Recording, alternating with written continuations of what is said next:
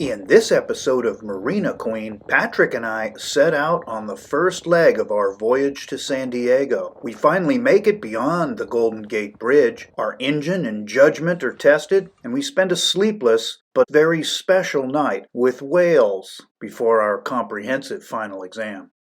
My name is Rick. Join me as I refit sailing vessel Frog's Leap with an eye towards taking her to warmer places. I get to spend only a few days each month on the boat. That's why I call the channel Marina Queen. So Patrick, we're on the eve of this trip. What are your thoughts? I think it's going to be awesome. I'm excited to get out on blue water. After bay sailing a few times out here, and I think the boat's ready. I think we're ready. I think my fascination for sailing is the same as yours, the idea of travel. Even if it's places I've been, like San Diego, just the idea we can get from point A to point B under wind power, hopefully mostly wind power. I think it's epic. I think it's going to be a great time. I'm looking forward to it. And I think my sister's going to greet us at the dock. We'll go out for dinner when we get there. Nice. Well, we're underway from Richmond, heading for Raccoon Straits.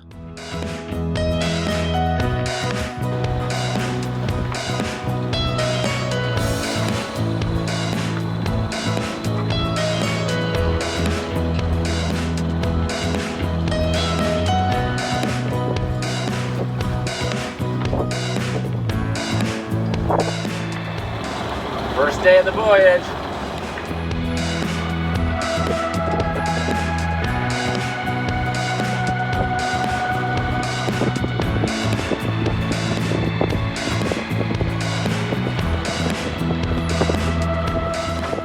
And there she is, the Golden Gate Bridge.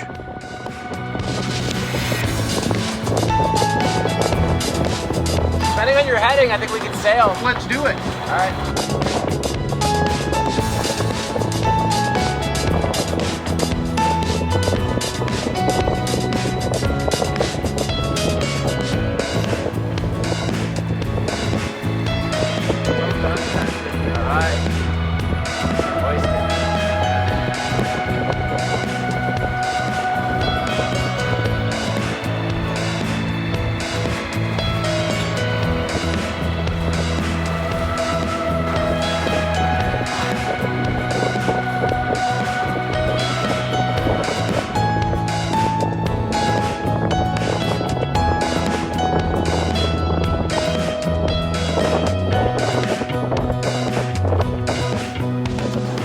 The game is afoot. Oh yeah.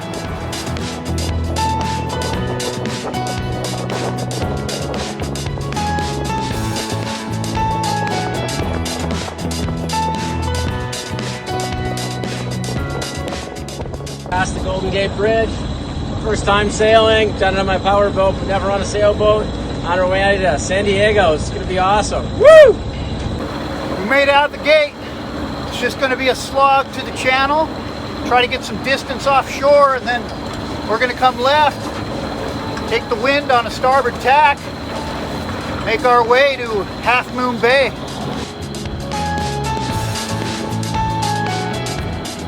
We were on top of the world.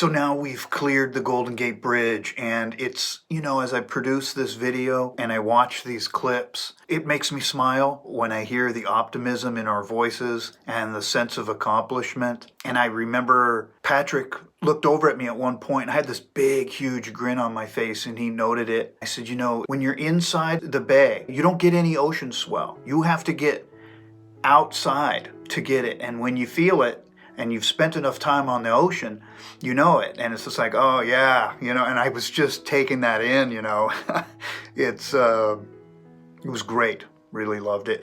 So at this point, we've made our turn south and we're heading towards Half Moon Bay. We really don't know what we're in for yet.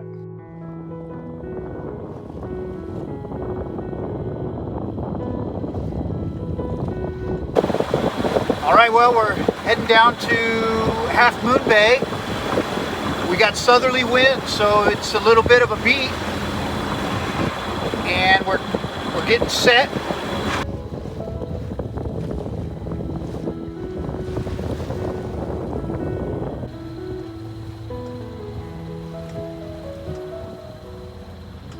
So we're about 10 nautical miles off of Half Moon Bay, our destination for the evening. And the overheat alarm went off on the engine, so we had to shut her down. We're doing all right. We're still maintaining 3 to 4 knots into a headwind. Our ETA has only shifted about 45 minutes.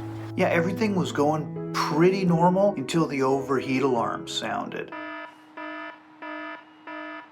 Well, the first thing we did was we shut off the engine, and my first inclination was to check the sea strainer. So I opened that up and took a look at it. There was some sediment in there, but it didn't look like it was enough to cause an overheat or cause any kind of water flow restriction. So I put the sea strainer back together and then approached the engine from the front. Once I did that, it was really obvious what had happened. The pulley on the raw water pump stripped out.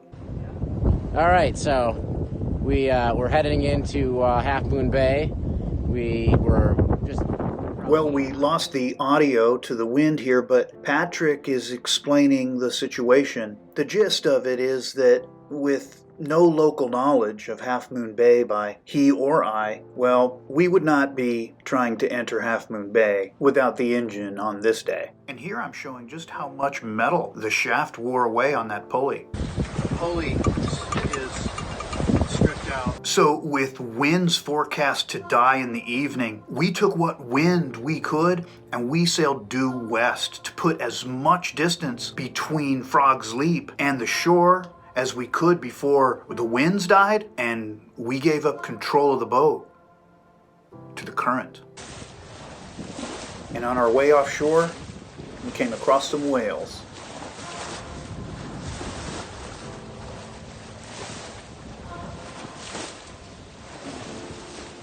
And as night fell, the ocean became like glass, and the whales stayed. They stayed all night. In fact, we could see that they were feeding. There were like squid that were phosphorescent, fed on them all night. It was amazing. And it was crazy too, because when the whales would come up, they would blow out the water, but I would hear like grunting sounds, like you could totally tell they were feeding. Like all night. It was incredible. Definitely a night I'll never forget, like ever. And the next morning, with good wind and a flooding current, we were racing into the bay with no engine at 6 knots. So during this transit back into the bay, and I think it had to do with the watch rotation that we chose. We just went with 4-hour watches just because that's what I was used to in the service. But I was wiped out. I mean, I had the cotton ball head thing going on. Like I was totally beside myself. So when your head is like that, you're really not in the right state of mind to make good risk analysis decisions. I think when you're port and starboard rotation, 4-hour watches are not good. At least they weren't for me. I had the 4 to 8 watch in the morning. Patrick had the mids. I'm sure Patrick was exhausted as well. And I knew that we were going to be trying to moor the boat without an engine. Brickyard Cove Marina is a marina that's set inside a neighborhood. A whole bunch of homes. A lot of them are built on stilts with slips attached to them, so it's presumed the homeowner owns a boat or intends to get into boating. And here I am taking Frog's Leap through there on maybe 2 feet of jib, and there's some turns in there. I don't know if I would have done that if my head was clear. When my head is foggy, I'm like, oh, we'll just do it. And we did it. Luckily, we had established a certain level of teamwork by that time to where we could do something like that. So I knew of this hoist dock, and it was just a long dock. It wasn't like a slip. So it gave me the best chance to get a good mooring. It's pretty tight to get in there, that last turn, because you've got somebody's living room on the port side, and you've got somebody's boat on the starboard side. I think we cleared the guy's boat by a couple of feet. We wouldn't have hit his boat. We would have hit the finger pier. Right. So once I knew we had cleared that, we were golden. We brought in the rest of the head sail and just coasted on in like we were pros. I was so ecstatic. I couldn't believe what we had just done. Yeah, it was pretty crazy. And then, of course, Patrick had his truck there, so we drove over to KKMI, talked to Dave, who's the parts guy over there, and he sold me a replacement Yanmar pump. And then we went back to the boat, and within, 5 or 10 minutes, I had it bolted up and running again. And we motored Frog's Leap over to my normal slip to await what came next. Well, thanks for watching this episode of Marina Queen. If you like it, give me a thumbs up. And if you want to see more, hit that subscribe button. Oh, yeah!